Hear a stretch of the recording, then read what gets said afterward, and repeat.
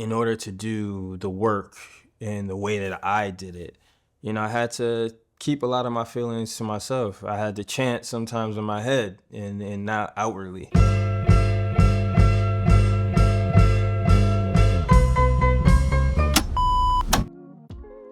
My name is Mel D and I'm a photographer.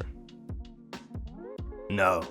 My childhood dream growing up was probably to play football or to own a record shop. My father's record shop. He owned the record shop growing up.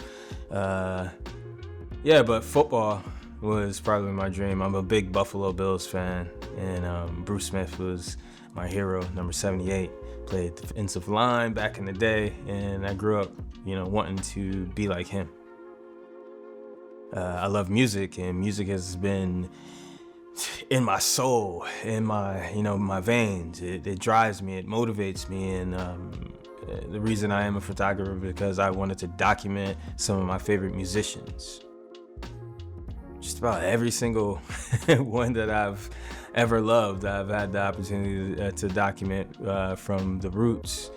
Black Thought and Questlove have been, super huge throughout my career. Common, Erykah Badu, Kendrick Lamar, Drake, you name it. I've photographed them all, and it's been an honor and a privilege to be in the same spaces as some of, my musical heroes. The answer to that question is no. And I didn't want to be like anyone because I honestly didn't know any other photographers at the time. And I wasn't, really big into art like that. I only became fans of different photographers and artists when I became a photographer because I wasn't inspired by, a specific photographer and artist to become a photographer. I was inspired through music. So it was a little different journey for me, for a lot of different people, But as time went on, the years, went on, I, Gordon Parks, of course, Ricky Powell, who became a friend of mine over the years. He was, more or less an influence in my life, and not just through photography, just through like the lifestyle that he led, more or less. But more specifically, Gordon Parks. I mean, I don't know a black photographer that does the kind of work that I do that wouldn't be inspired by such a legacy that man had. Oh, and a more, I guess I wouldn't say he's obscure, but there's a photographer that I personally just learned about named Ernest Cole, a South African photographer, and there's a documentary that I was invited to the screening, the world premiere, I believe, a couple months ago, and I was fascinated and blown away by his work. And just by his life and legacy. It was very inspiring. I think what led me to showing my work in black and white was because I wanted to be different from my contemporaries of the day when I first started my journey trying to become a photographer. There were so many established photographers already, and here I am, the newbie, and I felt like, everyone looks great in black and white. Why not make this, my thing and become known for being the black and white photographer, in music and within hip hop. And, that's pretty much what I did. And although I do shoot, I shoot everything in color. But, editing wise, it depends on how I feel. It depends on who I'm shooting. There's a lot of thought that goes into it. I can take a photo and immediately know that, this is gonna look amazing in black and white. But I can also, say for instance, this shirt that I'm wearing, this is my work. Obviously it's in color, and there's no way that I was gonna go to Ethiopia and, edit everything in black and white when everything was just so, colorful and powerful in that way. I mean, you can purchase this on my site right now, okay. meldcole.com. Go cop that. I didn't learn to really collaborate with other fellow photographers until the protest started. It was much different. It's a much different community than it is in shooting hip hop and events and all this. Basically, you're a lone wolf and you're being, super competitive towards the rest of the community. Like, I didn't want to talk to anyone when I'm shooting the show. I didn't want you to get the same shot. I'm not gonna say, hey, come in, Kid Cudi wants you to, you want to take this photo over here of Cudi? Nah, I'm taking the photo of Kid Cudi. This is my domain. This is what I do, and I'm running this. And everyone else, go fend for yourself. That was the attitude when we were working. Afterwards, hey, what's up? Cool, great, nice to meet you. I'll, advice and all that stuff, but I'm not inviting you into my space.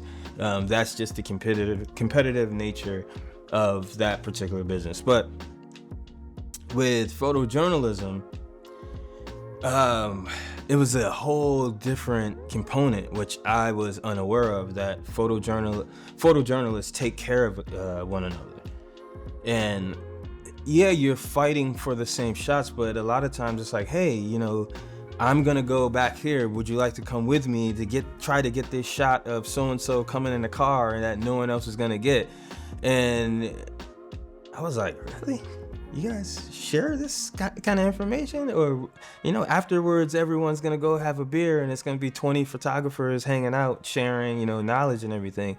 And it took a lot to get used to, because I'm very much, used to, like I said, just being on my own, doing my own thing, and just managing myself in that way where I have a tunnel vision, and it's like I'm not, how can I say, I'm not really trying to be rude or a jerk or anything. It was just like, I'm just so hyper focused.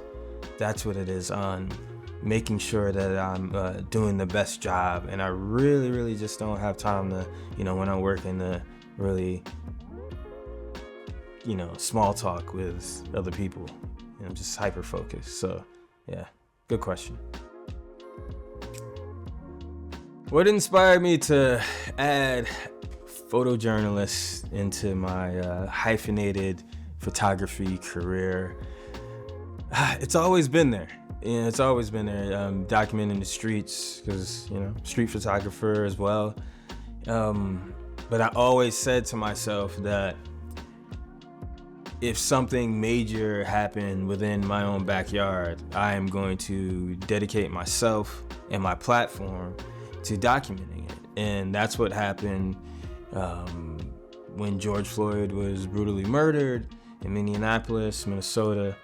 The protesting and the rising ups across our country started to happen, and I knew that I had to get to work, and I thought that it was going to only be a few days, and little did I know it was going to be a year and some change of documenting and traveling the East Coast, and going to Minneapolis, going to Houston to George Floyd's funeral, Philly, you name it, I done it, and I was able to put together a beautiful body of work that now, this is a tangible, piece of history in my book called American Protest. Obviously I'm Black, but I also had a job to do, and sometimes, if not all the time, it was hard to separate myself from, being the photojournalist and being, biased on what I was seeing and documenting, because a lot of the things, if not all, of what, people in the streets were protesting for are things that I believe in, and things that, I wanted to have changed, and, I was angry, but in order to do the work in the way that I did it, I had to keep a lot of my feelings to myself. I had to chant sometimes in my head and not outwardly, because I knew that it was super important for me to just stay level-headed and stay out of the way, but be in the way and make sure that I'm there doing the job that needed to be done. Excellent question. Off the top of my head, there's a photo that I took in Ethiopia of a young man, young boy. His name was Bush. He has very dark skin and he has blue eyes. It's one of my favorite photos that I've ever taken before. And it's actually pinned on my Instagram, so you can see it there. Or I probably will superimpose it. It'll just pop up right now. That's what we'll do. And that's one photo. And I would love that to be in like, the Whitney. It would be amazing to have my, work. I was just there. I saw Alvin Ailey's work there, and it was it's truly inspirational. Amazing effort that they put into the dedication to make sure that this man had, the most proper exhibition one can ever dream of. And all I could think of when I was there was like, man, I wonder if he would like this. And then 2 seconds later, and you're looking around, I'm like, of course he would like this. This is magnificent. So who wouldn't want this, to be there? So yeah, I would love to be in the Whitney. I would have loved to photograph Nelson Mandela, in particularly when he was in prison. I think that, photographing him there would have been, such a powerful moment to see what that struggle and pain, looked like, and to be there and to, talk with him for, I'm assuming it would be very quick shoot, a few minutes. I think that would have been, a very powerful moment. And I'm still waiting for my opportunity, hopefully, knock on wood, that I'll be able to take portraits of Barack Obama one day. And we got have Michelle in there as well. I mean, it's Michelle, she's awesome. But, Barack is one of my heroes. So I would love to take portraits of him one day. Take care of your money. And whatever amount of money that you have, make sure you take care of it. And make sure your credit is straight. And, if you already made it to the point where, an established photographer as myself, I'm talking to you and I'm aware of you, you're creating great art. So the rest is going to come. The people are going to really start to notice you. And I think what a lot of people don't advise other artists, because we're artists, sometimes we're not well versed in business. But the main thing, you got to take care of your money. Whatever, a little bit of money, if it's a little bit, if it's a little bit of a lot, make sure you take care of it, because, there's so many ebbs and flows in the industry where one day you can feel like you're on top of the world, and the next day, your credit card payments are late. And there goes, the first step of you, losing it all. Number one would be my father. He can't drink anymore. Because he had one of his kidneys removed, and because of cancer. And I wish that I would be able to rewind time just a little bit to be able to share a cocktail with him one last time, because I didn't know the last time that we shared a cocktail was going to be the last time. So I wish that I would be able to go back in time in order to do that with him, and I think that he would really enjoy that. First and forever, I want to be remembered as the best father that ever walked this earth. I know there are a lot of great dads out there, and probably some in this room right now, but I want to be on that Mount Rushmore of great dads, and not just great dads, great black dads, great black fathers. It's super important to me to be, the best dad possible, and everything after that is everything after that. My legacy is super important. Being known as a great photographer doesn't happen without being a great dad and a great person for me. So that's super important to me.